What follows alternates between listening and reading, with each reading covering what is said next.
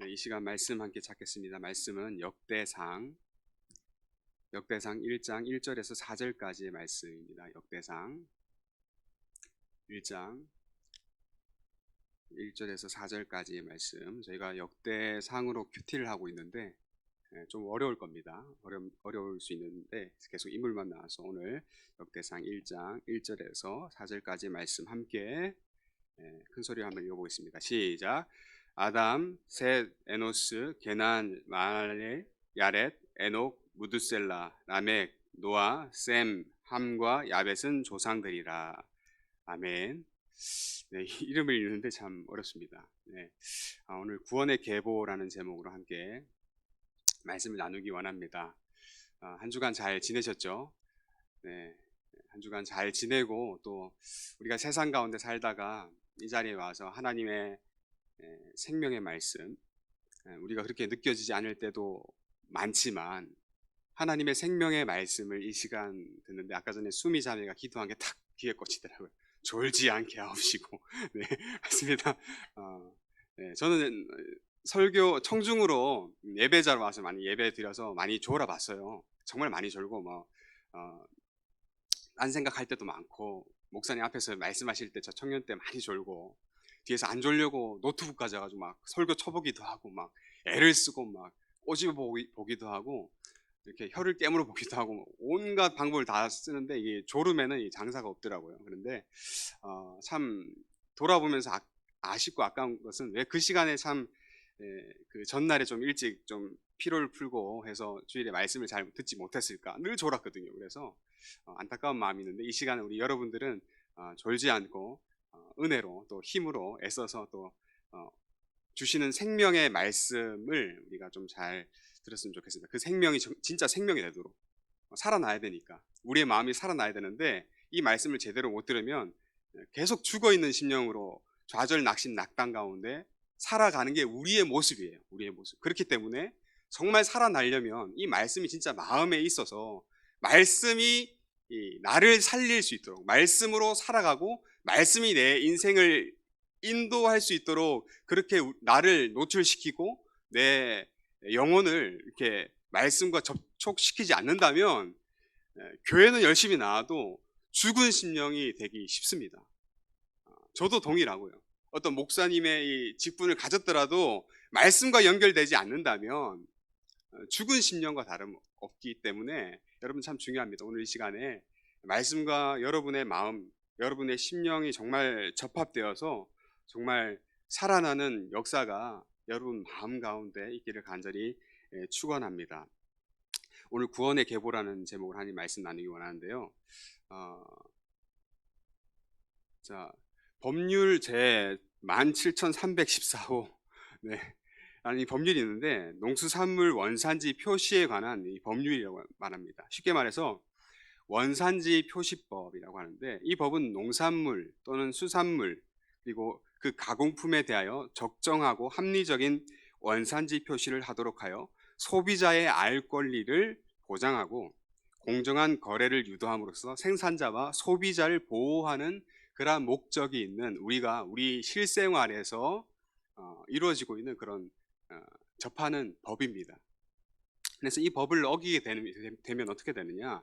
7년 이하의 징역이나 보니까 1억 원 이렇게 나오는데 한 그 5배의 과징금이 나오기 때문에 식당이든 시장이든 마트든 이 법을 지키지 않으면 큰 일을 치르게 됩니다. 그래서 철저하게 하려고 하고 다 식당 가보시면 국산, 국내산 또 호주산 이렇게 표시된 것처럼 그렇게 표시가 되어 있습니다.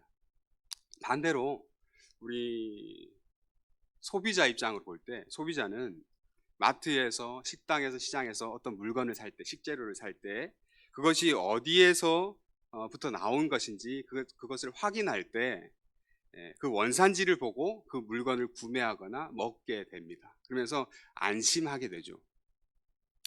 되게 중국산이면 좀 먹기가 조금 좀 그렇고 김치도 그렇죠. 김치도 그런데 국산이다 이렇게 하면 국자가 딱 들어가면 국산과 국내산도 저는 다르다고 알고 있어요. 아신지 모르겠는데 일단 국자가 딱 붙으면 이제 좀 안심을 하고 먹게 됩니다. 거기에 안심이 되더라고요. 그러니까 이 식품들이 어디서 왔는지 원산지를 알면을 통해서 이 원산지 어디서부터 왔는가를 아는 것이 우리 가운데 안정감을 준다라는 거죠. 어디서부터 왔는지를 아는 게. 여러분 먹는 것도 그런데 여러분 우리의 인생은 어떻습니까?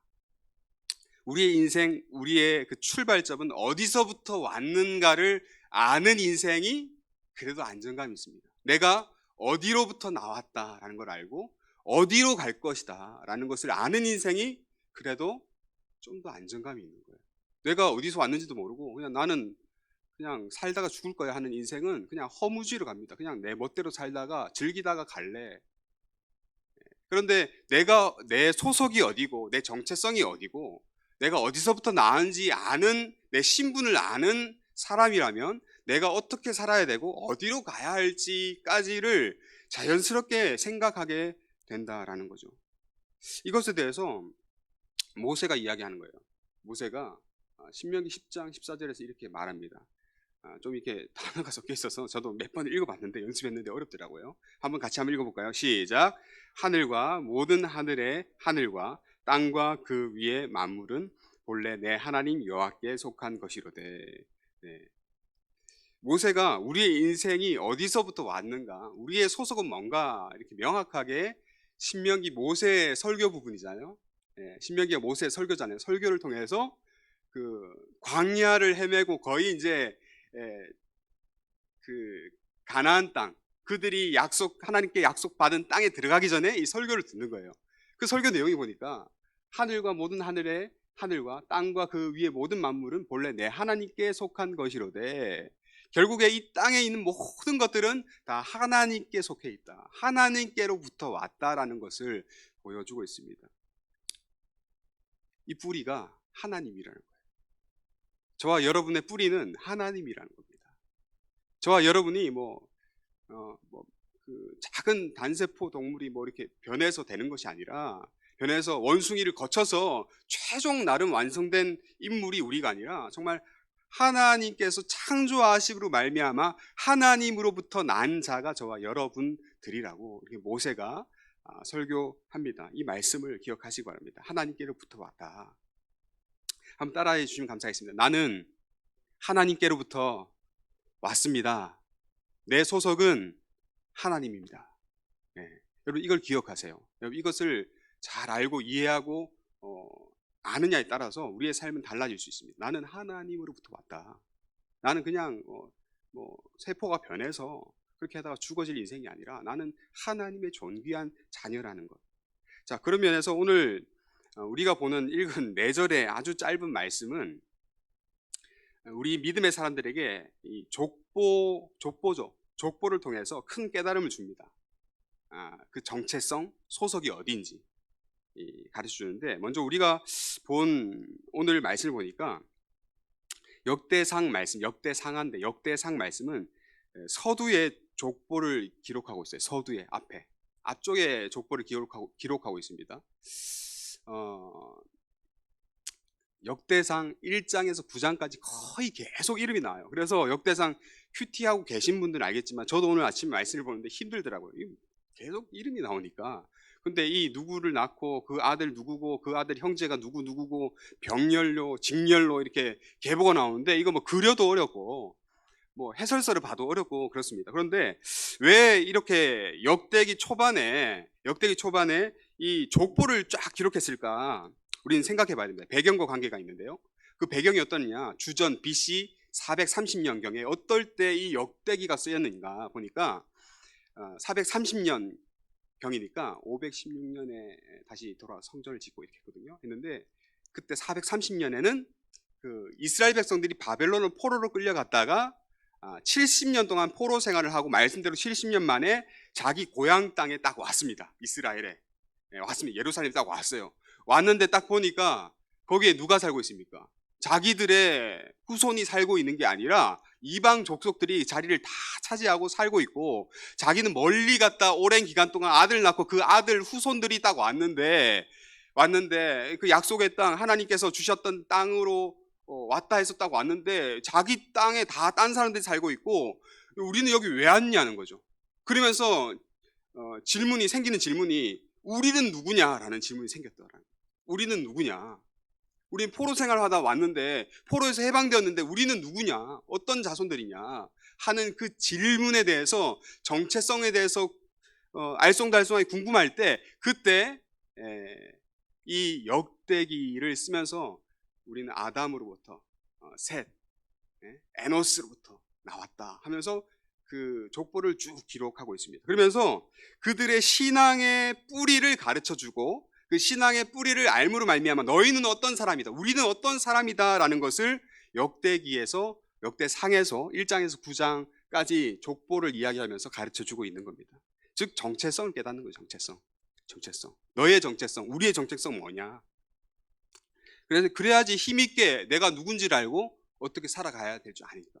여러분 청년 때 이렇습니다. 내가 누군지를 잘 모르면 저도 약간 좀 공부할 필요가 충분히 있는데요. 내가 누구며 내가 뭘 잘하며 내가 무엇을 좋아하며 내가 무엇을 싫어하는지 잘 알면은 좀 그럴 것 같아요. 진로, 적성을 잘 찾을 수 있을 것 같아요. 그래서 그런 교육 프로그램도 있다고 하던데 제가 아직 못 받아봐가지고 여러분에게 소개를 못 해드리겠습니다. 그런데 여러분 자기를 잘 알면, 자기가 누군지를 정확하게 알면, 내가 뭘 좋아하고 뭘 싫어하고 뭘 잘하는 줄 알면 여러분의 적성을 정하기 좀 편하고 쉬울 겁니다. 그런데 그것을 알지 못하기 때문에 내가 이것도 했다가 저것도 했다가 하면서 내가 좋아하는 것, 잘하는 걸 찾게 되죠.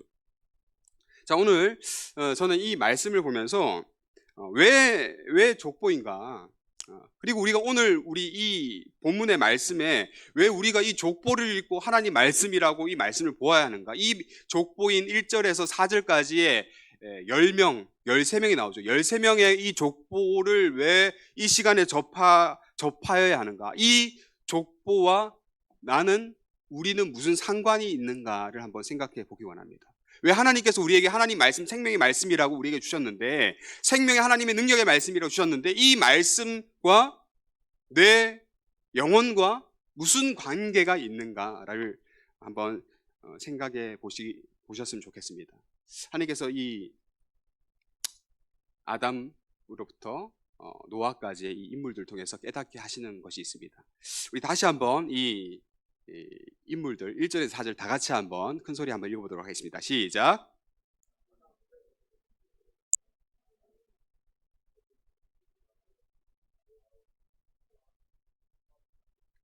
네, 감사합니다. 네, 오늘 인물들인데요. 최초의 인간인 아담으로부터 노아까지만 보려고 합니다. 보는데 우리 이게 암호를 찾고 그런 건 아니지만 이 이름에 원어의 뜻에 숨겨진 뜻이 있더라고요. 그 뜻이 희한하게도 놀랍게도 가리키는 게 있습니다. 우리가 알려주는 게 있더라고요. 그래서 오늘 이 이름을 가지고 함께 말씀을 나누기 원하는데요. 자, 제가 한번 정리를 딱 했는데 아담이라고 발음하죠. 뜻이 뭡니까? 불다, 그다음에 흙, 사람. 하나님께서 아담을 창조하시고 심히 좋았다 이렇게 말씀하십니다. 사람은 원래 태초에 난 존재가 하나님 보시기에 심히 좋았던 존재입니다. 이 심히 좋았던 존재가 지금 우리의 두려움이 좀 대상이 되었지만 심히 좋았던 존재가 안타깝게도 하나님께서 약속하신 선악을 알게 한 나무 열매를 따먹지 말라 했는데 그것을 따먹잖아요. 그렇게 불순종함으로 말미암아 어떻게 됩니까? 에덴 동산에서 쫓겨나고 이 땅 가운데 아담과 하와가 죄로 더럽혀질 뿐만 아니라 이 세상이 죄로 더럽혀졌다라고 성경에서 이야기합니다. 그래서 하나님께서는 이 아담을 주셨는데 하나님께서는 그 첫째 아담이 아닌 둘째 아담을 주신다고 약속을 하세요. 둘째 아담. 아담을 오실자의 모형이라고 본다면 둘째 아담은 오실자.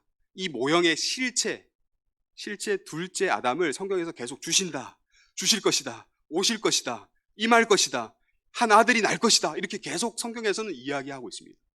계속 성경은 그 흐름대로 가요. 그러면서 그 둘째 아담을 성경에서 명확하게 밝혀주는데 그 둘째 아담 누굽니까? 예수 그리스도입니다. 예수 그리스도. 로마서 5장 17절에 이렇게 말씀합니다. 다 같이 한번 읽어보겠습니다. 시작. 한 사람의 범죄로 말미암아 사망이 그 한 사람을 통하여 왕노릇하였은즉 더욱 은혜와 의와 선물을 넘치게 받는 자들은 한 분 예수 그리스도를 통하여 생명 안에서 왕노릇하리로다. 로마서가 저는 볼 때마다 좀 이게 어순이랑 이런 것들이 참 쉽지 않다는 생각이 듭니다. 이 바울의 소논문이라고 했죠. 보니까 한 사람의 범죄, 아담의 범죄로 말미암아 사망이 그 한 사람을 통하여서 이 왕노릇하게 되었는데, 이것을 깨뜨리는 게 그 한 사람 둘째 아담인 예수님께서 이 땅에 오시로 말미암아 그분의 대속 사역과 구속 사역을 통하여서 이 사망 가운데 있던, 사망의 테두리 안에 있던 이 사람이 이 사망을 깨뜨리고 생명 안에 거하게 한다라는 말씀이죠. 그래서 여러분, 이 아담을 우리가 이야기할 때 아담을 이야기하잖아요. 그러면 여러분 성경을 딱 보면서 아담 하면 뭐가 나와야 됩니까? 둘째 아담을 생각해야 돼요. 성경에서 아담 이야기하면 그 아담을 통해서 둘째 아담을 딱 생각하고 둘째 아담 예수 그리스도를 바라봐야 됩니다. 계속 성경은 상징과 비유를 통해서 보여주고자 하는 그 둘째 아담이 바로 예수 그리스도입니다. 그래서 아담을 보면서, 아담의 사건들을 보면서 예수 그리스도를 바라봐야 됩니다. 자, 두 번째, 셋이라는 인물은, 이 셋이라는 단어가 샤타트라고 하는데 정하다라는 뜻이 있습니다. 원래 아담의 자녀로 가인과 아벨이 있었는데, 가인이 제사를 드리다가 하나님께서 그 제사를 안 받으셔요. 그래서 열받아가지고 그 화풀이 누구에게 합니까? 동생 아벨에게 돌을 가지고 쳐 죽임을 말미암아 아벨을 죽입니다. 자, 아벨은 의로운 자손인 아벨은 죽어버리고, 그 의로운 자손이었던 형 가인은 어떻게 됩니까? 살인자가 되어서 하나님께서는 곤란하신 거예요. 그래서 세 번째 아들인 셋을 하나님께 주십니다. 대신해서 셋을 주셔서 하나님의 이 구속사의 계보를 아담으로부터 잇게 하세요. 이어지게 하십니다. 대신해서 우리는 뭐 이걸 통해서 대신해서 우리를 위해 죽으시고 십자가 달리신 예수 그리스도를 생각할 수 있는데, 하나님께서 셋을 통해서 그 계보를 이어가십니다. 자, 세 번째로 에노스는 아나시라고 해서 뜻이 절망하다, 고통, 근심, 절망이라는 뜻을 가지고 있습니다. 대개 여러분 이름을 지을 때 그 사람의 이름을 통해서 그 사람이 어땠다라는 걸 알거나 그 사람의 이름을 지을 때 이렇게 살아라, 이렇게 이름을 짓는데, 그의 이름이 고통, 근심, 절망이었습니다. 고통, 근심. 이름이 고통아, 절망아. 보니까 이것을 통해 추측해 볼 수 있는 바는, 이 여러 주석가들이 추측하기로는 아마 태어날 때 엄청 힘들게 태어났을 것이다. 장애가 있지 않았나? 뭐 이렇게 생각합니다. 그래서 태어나서도 살면서 고통인 거예요. 사는 게 고통이에요. 사는 게 절망이고 사는 게 근심입니다.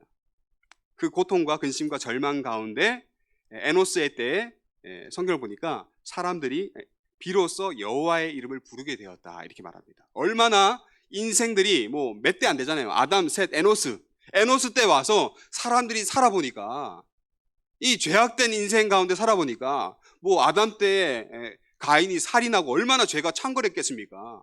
그런 창궐한 이 죄 가운데 사니까 사람들이 비로소 여호와 하나님을 찾는 거예요. 너무 사는 게 그냥 고통인 거예요. 인생이 고통인 거예요. 절망인 거예요. 저와 여러분이 사는 인생도, 이 시대도 좀 절망, 고통이지 않습니까? 둘러만 봐도 잔인한 살인사건이 왜 그렇게 일어나는지 모르겠어요. 학대하고 아기를 죽이기도 하고 부모님을 죽이기도 하고 형제를 뭐 죽이기도 하고 온 사건 때문에 너무나 힘든데, 이 에노스 때에 사람들이 깨달은 거예요. 이 세상이 너무 절망스러워가지고, 너무 고통스러우니까 비로소 이제 정말 하나님 우리를 구원해 주셔서 에노스 때에 사람들이 여호와를 비로소 이제 부르는 거예요. 하나님 구원해 주셔서 구원의 이름을 부릅니다. 여러분, 어떻게 보면은 이렇게 너무나 힘들어서 하나님의 이름을 부르는 것은 어쩌면 복일 수 있습니다. 복. 그죠? 너무나 고통스러워서 너무나 절망스러운데, 절망하면 어떻게 됩니까? 그냥 죽는 거죠. 너무나 근심되고 고통, 절망인데 절망하고 고통하고 근심하면 그냥 죽는 거예요. 그런데 그 가운데서 하나님을 찾으면 어떻게 됩니까? 하나님의 은혜가 있는 거죠. 하나님의 은혜가 있게 됩니다. 에노스가 그랬습니다. 자, 그리고 아들을 낳았는데, 아들 게난, 카나라고 하는데 뜻이 뭡니까? 얻다, 걱정하다. 네. 게난의 부모인 에노스는 그 이름의 뜻이, 자신의 이름의 뜻이 고통, 근심, 절망이었는데 아들의 이름을 짓는데 걱정이에요. 걱정아. 너 살아도 걱정이, 죽어도 걱정이고, 먹어도 걱정이고 자도 걱정이고 걱정이다라고 이름을 짓습니다. 여러분, 인생이 경험하는 거예요. 너무나 고통스러운 아빠가 절망의 아빠가 아들을 짓는데 걱정아, 너는 걱정해. 이래서 걱정이고 저래서 걱정이고 참 걱정이다. 미래가 있겠느냐. 그렇게 불렀던 거예요. 얼마나 절망스럽지 않습니까? 그런데 이 에노스 때와 같이 걱정이 되고 고난과 근심 가운데 있을 때 여호와 하나님의 이름을 부르고 찾게 된다면 참 감사하겠습니다. 걱정이 될 때, 여러분 걱정이 될 때 걱정만 계속 하시면 그냥 걱정만 낳는 겁니다. 그러나 걱정이 될 때 여호와 하나님의 이름을 찾으면 그 인생은 복될 줄 믿습니다. 걱정 많죠. 저도 걱정이 많습니다. 여러분도 걱정이 많을 텐데 그 걱정 가운데 이 족보를 보면서 구원의 이름 대신 그분의 이름을 간절히 찾기 원합니다. 자, 그 다음, 자, 5번째 뭡니까? 마할랄렐. 할랄이 찬양하다. 그래서 시편에 보면 할랄, 할렐루야 하잖아요. 찬양. 그리고 엘은 하나님을 찬양은 찬양의 하나님, 찬송의 하나님인데 하나님을 찬양합니다. 근데 보세요. 저는 신기했던 게 에노스가 절망이고 고통이고 게난이 걱정을 얻는 건데 왜 갑자기 이 5번째 때에서 왜 하나님을 갑자기 찬양합니까? 반전인 거예요. 왜 찬양할까? 왜 찬양합니까? 인생 계보가 우리 집 가문이 고통이고 절망인데 왜 하나님 찬양합니까? 한번 생각해 보시기 바랍니다. 분명 이유가 있어요. 자, 6번째 야라들 하여서 내려가다. 여러분 내려가다 뭐가 내려갑니까? 여러분 인류 역사상의 그 가장 큰 사건 가운데 내려간 사건이 아주 가장 중요한 사건이 있습니다. 내려간 사건, 하강한 사건, 비하된 사건 뭡니까? 우리가 알고 있는 하나님이 내려오신 사건이죠. 하나님의 아들이 내려오신 사건을 이 야렛을 통해서 이야기하고 있어요. 여러분 어떻게 창조주 하나님이 인간 세상 가운데 사람의 몸을 입고 올 수 있습니까? 윤사가 너무나 개를 사랑한 나머지 나는 개가 되고 싶어요. 나는 개가 될래요 해서 개 몸으로 들어가는 것 같은 그 사람과 하나님 비교할 수 없는 그런 존재적 차이가 있는데 하나님께서 사람의 몸을 입고 먹고 입고 자고 싸고 들을 한다는 것이 그 자체가 여러분 고통이 아니겠습니까? 하나님 입장에서 무한하신 하나님, 전지전능하신 하나님께서 모든 걸 할 수 있는 하나님, 어느 곳에 있으실 수 있는 하나님께서 이 사람의 몸에 딱 들어오신다는 건 고통인데 놀랍게도 우리가 믿는 진리는 예수 그리스도께서 이 땅에 내려오신 거예요. 이 가장 큰 사건 야렛입니다. 자, 에녹은 하나크라에서 가르치다, 훈계하다, 전수자라는 뜻이 있습니다.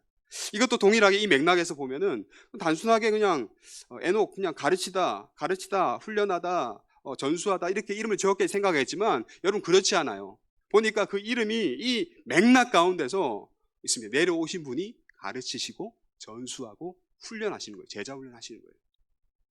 자, 8번째 무드셀라는 하나님께서 심판을 보내신다. 무드셀라는 특별히 우리 인류 역사상 가운데 969세까지 삽니다. 가장 오랫동안 삽니다. 살고 이 심판하다라는 죽음을 보내다라는 이 뜻처럼 말 그대로 이 무드셀라가 죽을 때 정말 심판이 임합니다. 뭡니까?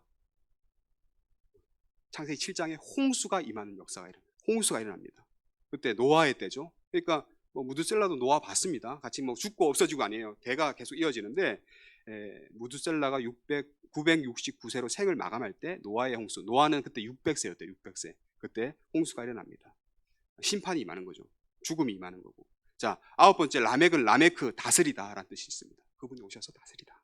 자, 노아는 나함 위로하다, 안위하다는 뜻이 있는데 이때 노아는 안식을 얻습니다. 안식, 참된 안식. 이거는 영생과 관계 있죠. 성경에서 안식은 영생과 관계, 영원히 사는 것과 우리가 이 땅 가운데 살면서 여러분 참된 안식을 누릴 수 있습니까? 주님이 함께 하셔서 참된 안식을 누릴 수 있죠. 그런데 잠깐입니다. 정말 참된 안식은 우리 하늘나라 가서 영원한 생명 가운데 거할 때 참된 안식을 누릴 수 있는데 자, 여러 교수님들과 또 여러 문헌들을 보니까 이 이름의 뜻을 통해서 이게 뜻이 딱 나오는 거예요. 뜻이. 자, 노란색 글씨 볼까요? 같이 한번 읽어보겠습니다. 시작. 사람에게 정해진 것은 근심과 걱정이라. 찬송의 하나님이 내려오사 가르치시고 죽음을 주시고 다스림으로 위로하셨다. 안식이죠. 이 이름의 뜻이 보니까 이렇게 연결되는 거예요. 하나하나 연결됩니다. 저는 이것을 보니까 꼭 복음이다 이게. 복음이라는 생각이 듭니다. 찬송의 하나님, 하나님의 아들 예수 그리스도께서 내려오셔서 가르치시고 죽으시고 가르치시고 다스리시고 우리를 위해서 대신에 죽으시고 참된 위로를, 저 하늘의 위로를 주셨다라는 겁니다. 저는 이 말씀이 생각납니다. 히브리서 9장 27절 한 번 죽는 것은 사람에게 정해진 것이요 그 후에는 심판이 있으리니. 한 번 죽는 것은 사람에게 정해진 것이요 그 후에는 심판이 있으리니. 거기서 플러스 예수 그리스도. 심판이 있지만 예수 그리스도가 플러스 되면 어떻게 됩니까? 예수님께서 내가 죽어야 돼, 내가 심판당해야 되는데 예수님께서 대신 죽으신 걸 알미암아 나는 참된 안식에 거할 수 있다라는 것이죠. 참 이 이름 보면서 저는 참 은혜를 받습니다. 이런 뜻이 있었구나. 이런 뜻이 있었구나. 그냥 무턱대고 이거 뭐야 하면서 읽었던 이 본문이 그냥 눈으로 봤을 땐 몰랐는데 이런 깊은 뜻이 있었구나라는 생각을 하게 됩니다. 그러면서 여러분, 이 족보에서 가리키고 있는 그것은 무엇이냐? 하나님의 아들 예수 그리스도께서 이 땅에 오셨다. 그래서 우리를 위해서 십자가 달 돌아가시고 참된 통치와 심판을 하시고 영원한 안식으로 인도하셨다. 죽을 수밖에 없는 우리 인생, 근심과 고난과 절망을 할 수밖에 없는 우리 인생은 누구를 바라봐야 되느냐? 바로 예수 그리스도를 바라봐야 한다라는 메시지를 그 뜻 가운데서 계속 보이지 않게 보였지만 우리 가운데 주고 있다라는 것입니다. 그래서 여러분, 이 족보 예수 그리스도를 이야기하고 있고, 이 족보와 우리의 공통점은 뭘까요? 우리 교회 예수 그리스도를 머리로 섬기는 교회잖아요.